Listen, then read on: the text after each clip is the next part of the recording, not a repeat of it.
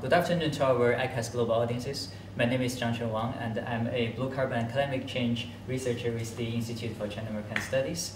And the Institute for China-American Studies is a nonprofit and independent think tank based in Washington, D.C.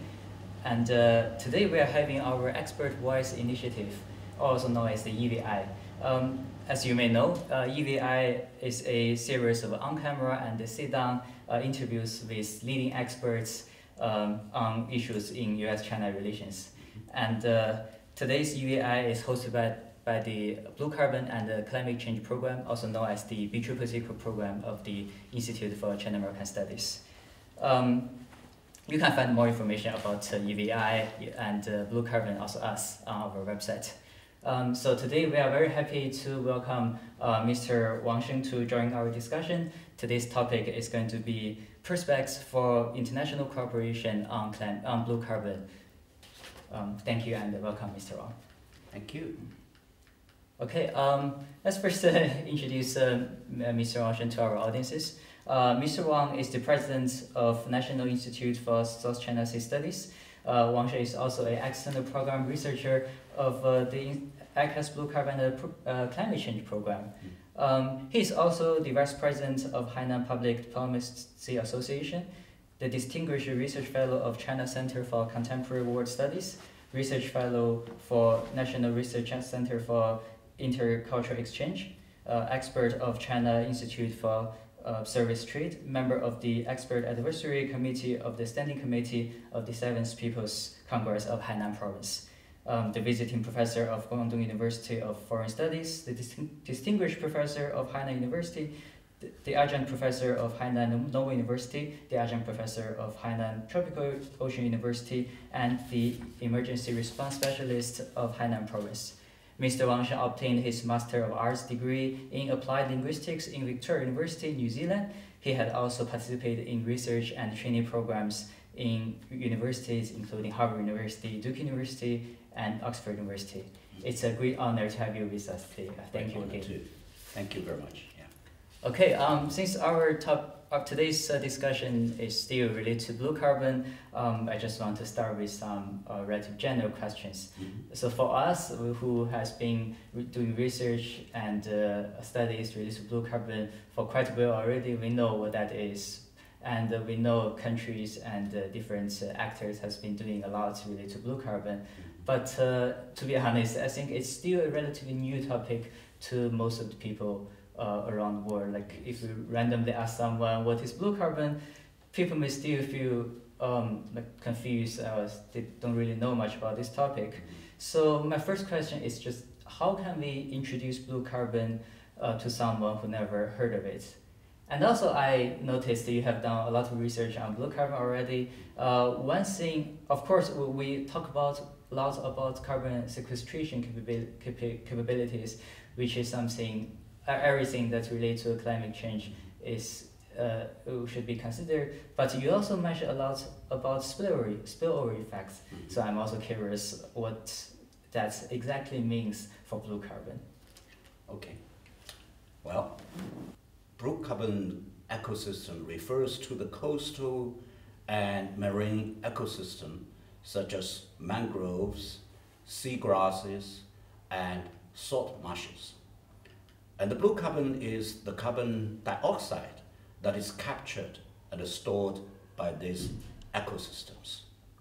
These ecosystems play a crucial role in mitigating climate change by sequestering and storing large amounts of carbon dioxide from the atmospheres with high efficiency. We always need to highlight carbon's significance and potential in climate change mitigation. What is so special about the blue carbon comparing to the ecosystems is that blue carbon's carbon sequestration capability is remarkable. Mangroves, seagrasses, and salt marshes are highly efficient in capturing carbon dioxide through photosynthesis and storing it in their biomass and sediments.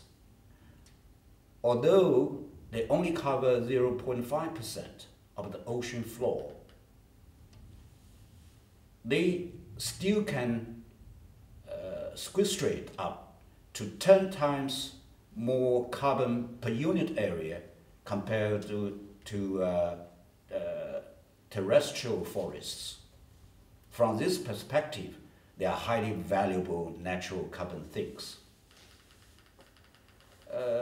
Talking about spillover. Spillover effects are also a very important part of the value of the carbon, of the blue carbon. Blue carbon ecosystem act as a natural buffers against coastal erosion and storm surges. By protecting those ecosystems, we are also protecting our coastal communities from the impacts of climate change, such as more and more frequent tropical storms. At the same time, blue carbon is also providing nurseries and habitats for various marine and coastal species. Birds, fishes, mammals, and even microbes can all rely on those ecosystems to live and reproduce. And blue carbon provides not only food and habit for the species living in it, but it is also a very efficient filter.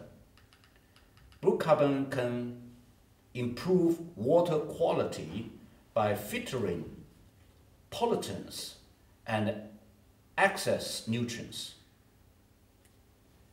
In this way, blue carbon is also enhancing the healthy and life quality of adjacent marine ecosystems. We also should never ignore the economic benefits and potentials of blue carbon ecosystems. Mangroves, for instance, like I just mentioned before, besides being a perfect habitat for a wide species, they are also providing valuable forest products and creating ideal environment for fisheries. Local people can earn money from those industries. So blue carbon is also contributing to local livelihoods and economies. Secondly, in the past, the protection and the restoration of mangroves were mainly funded by the government. As our blue carbon trading mechanism becomes more mature, blue carbon is expected to attract special capitals in the future. Parts of the funds earned from carbon trading can be reused in the protection of mangroves, which can also help to form a sustainable blue carbon mechanism without relying on government subsidies. Additionally, blue carbon promotes ecotourism. Cities with blue carbon resources can develop their own blue carbon tourism brands and use the blue carbon themed ecotourism to create more commercial value. Okay, yeah, thank you for your very clear and detailed assessment and explanation. Yeah, we really, if I'm a outsider to blue carbon, this is really insightful. Okay, we talked briefly about blue carbon and also its spillover effects. Yeah. And now I'm a little bit curious about the stage of development of blue carbon here in China. Mm-hmm. How is the blue carbon development in China? And especially since we are here in Hainan, the biggest island of China that is largely surrounded by blue carbon ecosystems and blue carbon reserves. So I'm especially curious about the development of blue carbon in Hainan here. So would you like to share us a little bit more on this? Sure. That is a very good question. Yeah, China is actively engaged in the development of the blue carbon. China is one of the first countries to reorganize the importance and urgency of protecting and restoring blue carbon ecosystems, and is now a leading country in the blue carbon research, protection, and development. China's blue carbon research has also been at the forefront of the world. China's commitment to the blue carbon development is in line with our broader goals of environmental protection and sustainability, and also the dual carbon goals. China aims to achieve carbon neutrality by the year 2060, and blue carbon ecosystems will certainly play an irreplaceable role in meeting this target.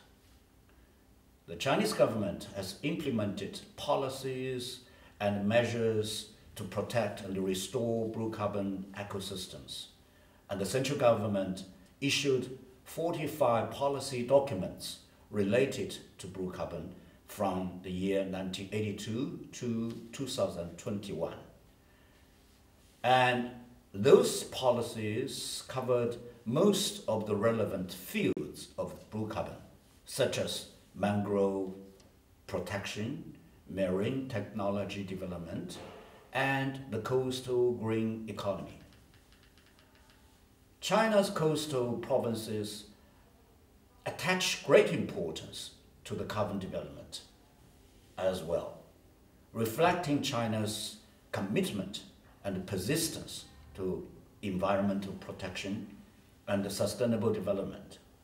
Additionally, over the past decades, a variety of government agencies, universities, and research institutes have successfully arranged dozens of scientific research projects involving blue carbon, produced a number of high-level scientific research achievements.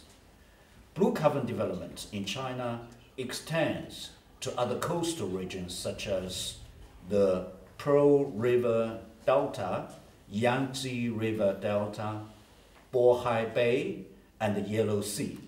So it is fair to conclude that China is continuously working on improving the blue carbon policy system, accelerating blue carbon technology innovation, and perfecting blue carbon think calculation market standards. Here in Hainan, the largest tropical island of China, blue carbon initiatives have gained momentum. Hainan is a prime area for blue carbon development, considering the extensive reserve of mangrove forests, seagrass beds, and salt marshes. Hainan has implemented strict regulations on land use and development activities in coastal areas, established natural reserves, and actively engaged local communities to ensure the sustainable development and the restoration of these ecosystems. Earlier this year, the Hainan government reviewed and approved the key points of blue carbon work in Hainan province in 2023.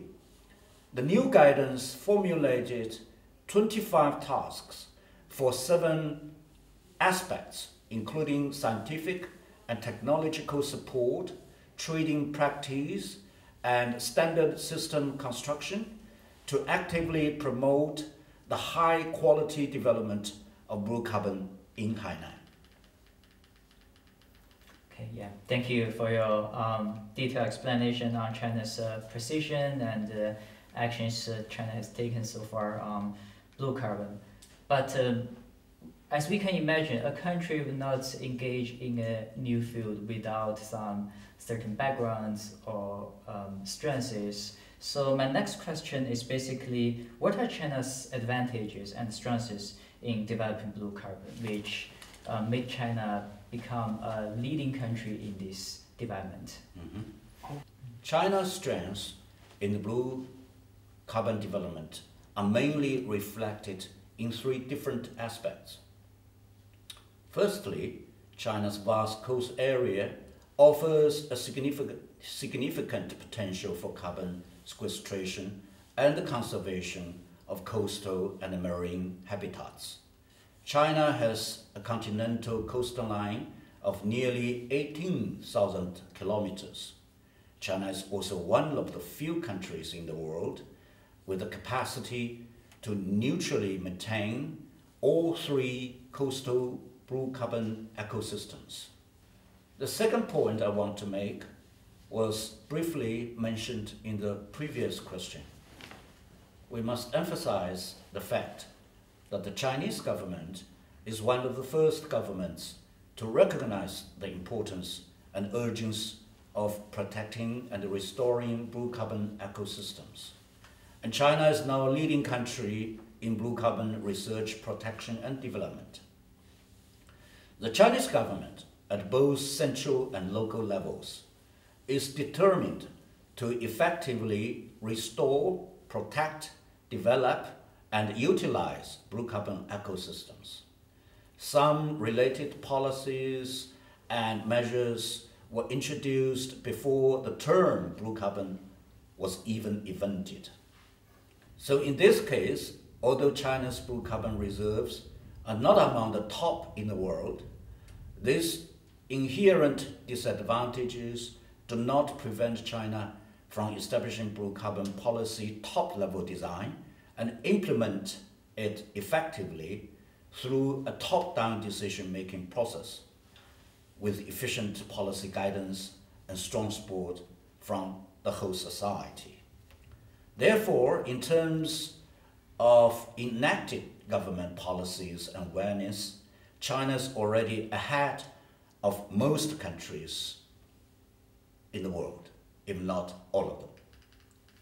Thirdly, China has a strong emphasis on scientific research and innovation, with a robust network of research institutions and universities, and many of them have already produced a number of high-quality research achievements. China's achievements in technology, including remote sensing, GIS, Geographical Information System, and data analysis, providing valuable tools for monitoring and assessing blue carbon ecosystems. These technologies aid in understanding the spatial distribution, health, and carbon storage potential of coastal and marine habitats. Also, since the government is attaching great importance to blue carbon and vigorously developing it, more and more Chinese universities and research institutes have joined in blue carbon research in response to the needs of the general trend of development. Lastly, I want to talk about us. In China, non-government environmental protection related organizations are the fast growing among all kinds of NGOs. Non-government environmental protection efforts are gradually playing a more significant role in environmental protection with every year that passes. In terms of blue carbon, Chinese NGOs are contributing by providing detailed policy recommendations, publicizing blue carbon to the society to improve public awareness, and providing a platform for exchange and cooperation for people at different levels who want to devote themselves to the cause of blue carbon. Okay, yeah, that sounds like a lot of, we do have a lot of advantage in this field. But I think, unfortunately, our ICAS audiences will definitely not be satisfied by only hearing this good news. They are curious about all the difficulties we face. And of course, we all know that nothing can be done without difficulties and new challenges. New opportunities always come with new challenges. So I have to ask this question. What are the challenges facing blue carbon protections in China? And is there something we hope to achieve but still not be able to achieve yet? Mm-hmm. Good question. All levels of the Chinese government are already paying attention to the protection and restoration of the blue carbon ecosystems. And more universities, research institutes, and NGOs are also encouraged by this momentum. Nevertheless, the engagement of non-state actors and private capital in blue carbon is still limited because, to be honest, there are very few people besides the government and the government support institutes who know and understand the importance of blue carbon. How to integrate different non-state actors into the system is a long-standing problem, and progress has been limited so far. Secondly, China currently has a small but solid foundation in international engagements on blue carbon. A foundation that, if properly managed, could be a stepping stone to further bilateral and multilateral global interactions, both in the private and public sectors. But in fact, although more and more people realize the importance of blue carbon international cooperation, there are not many initiatives and efforts to really push forward this cooperation. Everyone has not really realized the urgency of this issue. China currently faces challenges from different realms, including economic, environmental, and geopolitical. And blue carbon can provide opportunities and even direct solutions to those problems at the same time. So, from another perspective, to change the start Che and realize blue carbon international cooperation is not only to solve the problem of blue carbon, but also providing a feasible solution to various problems faced by China and other countries in the world. All right, yeah, thank you for sharing these difficulties we're facing, and thank you for being honest on these challenges. And I said earlier that a new opportunity comes with new challenges. I want to change a little bit. I think new challenges also means new opportunities, like you just said. Mm-hmm. So one point that you mentioned is that we should be, there are not many initiatives to push forward the cooperation among actors on blue carbon. So I just want to ask, what do you think are areas where different countries can actually cooperate with each other on blue carbon, and how do you expect these cooperations to help them to get more benefits? Mm-hmm. Firstly, countries can collaborate by sharing knowledge and experience in blue carbon development. The collaboration fosters a deeper understanding of blue carbon ecosystems globally and improves the effectiveness of conservation and the restoration effects. By exchanging knowledge on challenges, effective techniques, and innovative approaches, countries can avoid reinventing the wheel and benefit from each other's expertise to enhance their own blue carbon initiatives. Secondly, cooperation can mobilize financial resources and investments from countries with more funds to support the conservation and the restoration of the carbon ecosystems to countries insufficient financial support.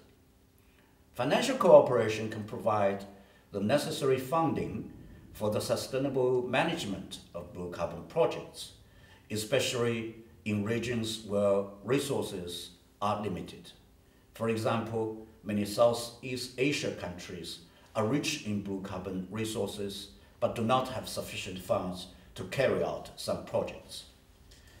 If China's private capital become widely engaged in the blue carbon field, in the near future, China's blue carbon development will eventually face a situation of excess capital supply. Guiding domestic capital to participate in the blue carbon development of other countries in the world will contribute to the overall goal of global environmental protection. The urgence of blue carbon protection is the same for all countries in the world, and some countries fail to repair and protect the blue carbon ecosystems in time because of lack of funds. Thirdly, cooperation between countries with different levels of technological development can involve capacity building projects and technical assistance programs to support less developed countries in developing their blue carbon strategies. This includes providing training, expertise, and resources to enhance the capabilities to monitor, restore, protect, and develop blue carbon. For example, it will take decades for a small island state to reach the starting level of a relatively developed country in terms of blue carbon technology. This has nothing to do with many subjective factors and is purely caused by natural deficiencies.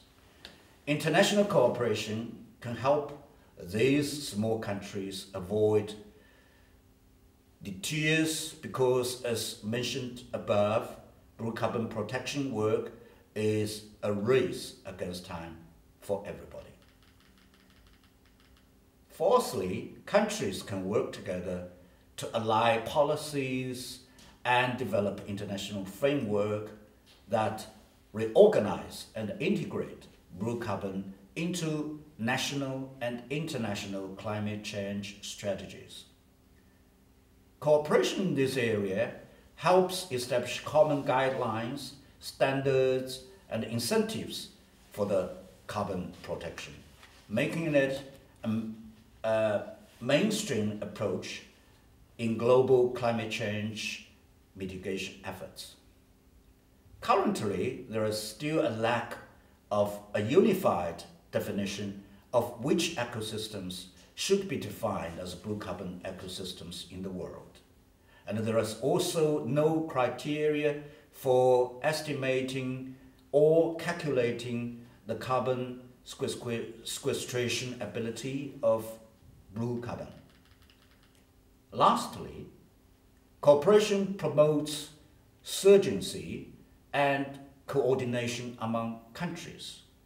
It creates a platform for countries to learn from each other's successes and challenges so that they can protect and restore blue carbon in a more effective way.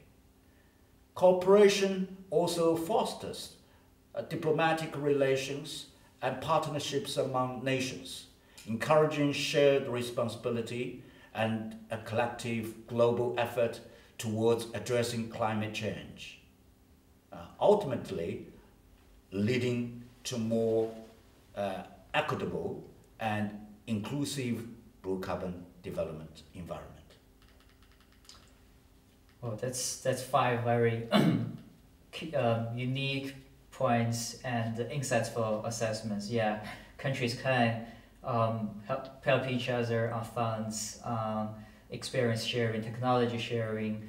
But I'm particularly interested in one of the points you mentioned, which is to develop an international framework. So I just want to ask you whether you think it is really necessary to set up international framework or global standards for blue carbon? And if you do feel so, what do you think that are the areas that should be covered in this standard or framework? The answer is definitely yes. Yeah. The establishment of global standards for blue carbon is indeed necessary to ensure consistency, comparability, and accountability in the conservation and management of blue carbon ecosystems worldwide. Global standards would provide a common framework and guidelines for countries to follow, facilitating effective implementation of blue carbon projects and fostering international collaboration. The responsible countries and the international organizations need to set a restoration and conservation standards for blue carbon ecosystems.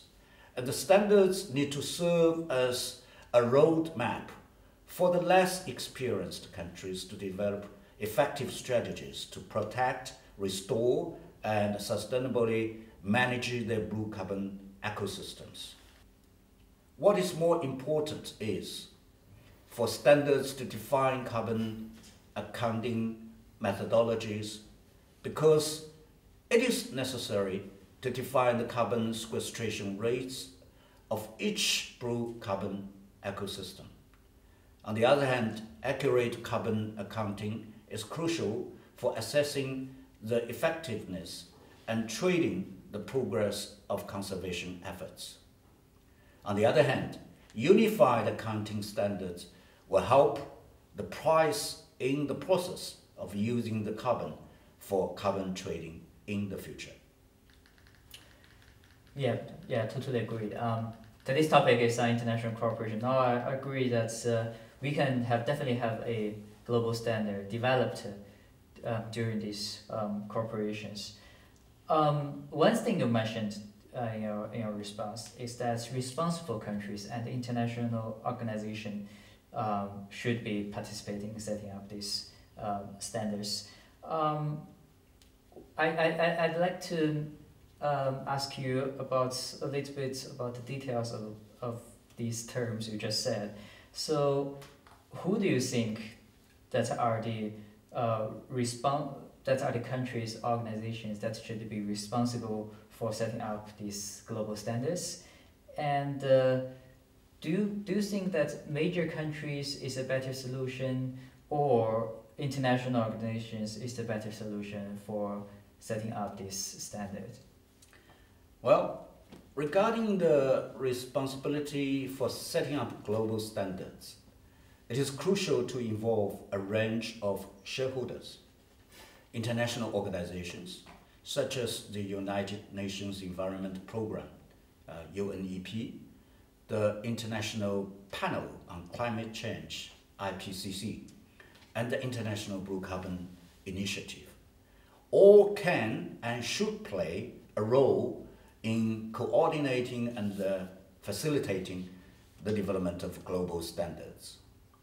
These organizations have some of the most professional and experienced practitioners in this realm, and they can also bring together expertise from various countries to ensure the establishment of a comprehensive and inclusive approach in the carbon development. Nevertheless, no one can set a global standard that really works without involving major countries. And international organizations cannot do this job alone. Major countries have substantial influence and resources required to make rules and make sure that the rules are strictly followed and executed. Obviously, nowadays, both China and the United States have a strong influence and discourse power in the international community. And cooperation between China and the United States can play a vital role for the effective implementation and widespread adoption of the global standards. Even if these standards are not entirely set by them at the end, because shareholders like Australia and Indonesia should also have their place in this process. Major countries like China and the United States should be the ones to share responsibility for endorsing these standards. From another perspective, China and the United States are among the world's largest emitters of greenhouse gases. This joint commitment to blue carbon conservation would have a significant impact on global carbon sequestration efforts. By aligning these strategies and actions, they can set a precedent for other countries to follow, magnifying the global impact of both carbon initiatives and advancing the broader climate change agenda. Yeah, as a member of ICAS, it's definitely great to hear that you agree that the cooperation between China and the United States would be a good solution to this international framework setting. I did some research on your previous researches and publications. You advocated the China and the Southeast Asia cooperation on blue carbon. But so far, it looks like we are still a little bit behind schedule on many aspects. So I'm just curious, do you think if we can have a framework or a standard set by major countries like the U.S. and China, will these kind of standards help the cooperation between China and its neighboring countries like Southeast Asia, including Indonesia, as mentioned? We wish so. Blue carbon conservation may become a model for promoting cooperation in risk-free topics in the South China Sea. Southeast Asia countries are one of the regions most affected by climate change. It is also the region with the most abundant blue carbon resources in the world. The mangrove forest and other blue carbon ecosystems in the Philippines, Indonesia, Malaysia, and many countries are among the top in the world, especially in Indonesia. Cooperation in this field of blue carbon between China and Southeast Asia countries have great potential. China and Southeast Asian countries can strengthen cooperation in protecting marine biodiversity, restoring coral reefs, mangroves, seagrass beds, and strengthening monitor and research methods related to wetland ecosystems. We can work together to actively protect our unique advantages in blue carbon resources and increase carbon sink reserves. The establishment of global standards for blue carbon cooperation is actually to build a platform for international cooperation. Rules and platforms seem to be two unrelated things, but the rules actually make many things that have no clear objectives in the first place to be more followable, laying the foundation for cooperation.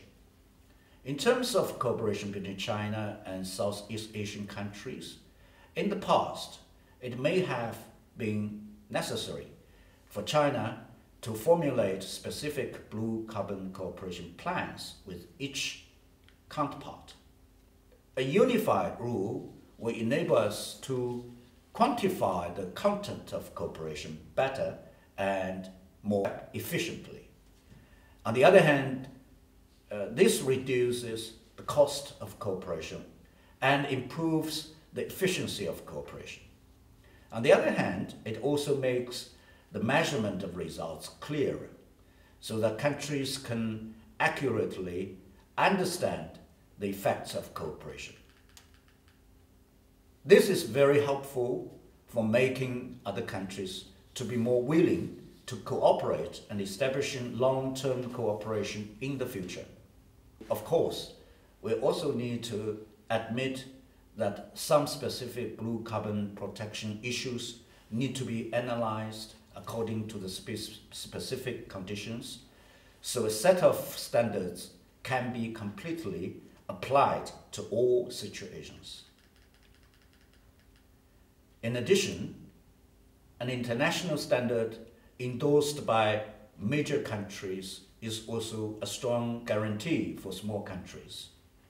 I think an important reason why China has not been able to make meaningful progress in blue carbon cooperation with neighboring countries is that there is still lack of mutual trust between countries.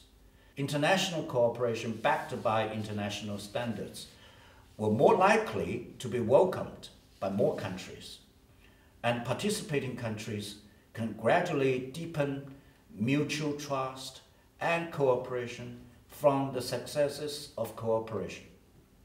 However, the mutual trust between countries built during the cooperation of blue carbon can even be transmitted to other fields to have a more far-reaching positive impact. Yeah, indeed. Thank you for your assessment. I totally agree that we are actually building a platform for country to engage and a platform for mutual trust. And it's great to hear your assessment that the mutual trust will actually expand further to make greater impact. Yeah, we everyone hope blue carbon can do more than climate protection, obviously. My final question, as a member of ICAS, as you can see, Institute for China-American Studies, we are always curious about U.S. China relationship.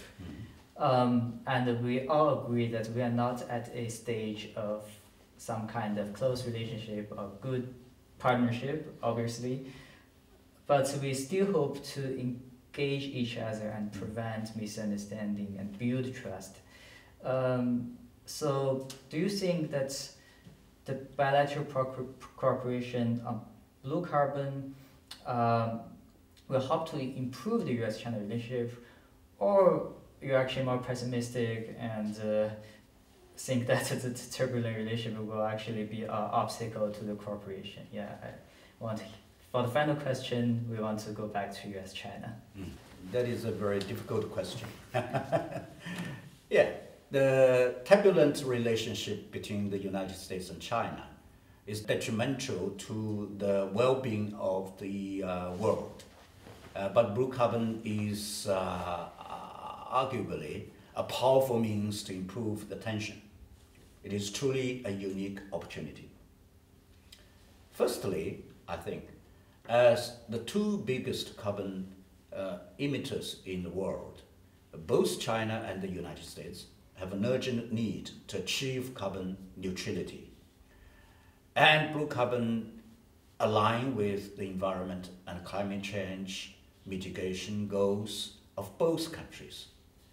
So by working together, the United States and China can demonstrate their commitment to addressing global environmental challenges. Additionally, blue carbon cooperation provides a channel for diplomatic engagement and dialogue between the US and China. Kerry's recent visit to China is a good example of diplomatic engagement on climate issues between the United States and China. And engagement will definitely become more frequent and positive if a healthy cooperation on blue carbon is made possible between China and the United States. The engagement will help both sides to engage in constructive discussions, build personal connections, and establish channels for communication, which can help alleviate tensions and foster a more cooperative relationship that could be expanded to improve the bilateral relationship in many other realms. While political tensions and disagreements on the other issues may persist, the cooperative efforts in blue carbon can serve as a risk-free stepping stone towards rebuilding trust and finding common ground between the United States and China. It will serve as an example to demonstrate the cooperation is possible between them, and addressing global challenges requires collective action. Nevertheless, successful bilateral cooperation in blue carbon will require commitment, openness, and sustained engagement from both the United States and China. Currently, the best option to guarantee successful cooperation is to separate environmental cooperation from other contentious issues and create a positive momentum for improving relations. Yeah, that's a great analysis. And yeah, with what you just said, I think not just me and many other people would be a lot more committed that blue carbon is the right thing to work on. It will have definitely greater impacts than just environmental protection. And of course, we admit there are challenges, but with openness, like you said, I think it would not be that hard, especially US and China agreed that we should separate climate issues from the other problems. Okay, thank you very much again for joining us today, Mr. Wang, and it has been a very informative and educating session, and I hope everyone, at least I learned a lot. I hope everyone else also learned from this discussion. Thank you again for joining us, and we are looking forward to seeing you again in our future events. My great pleasure. Thank you too.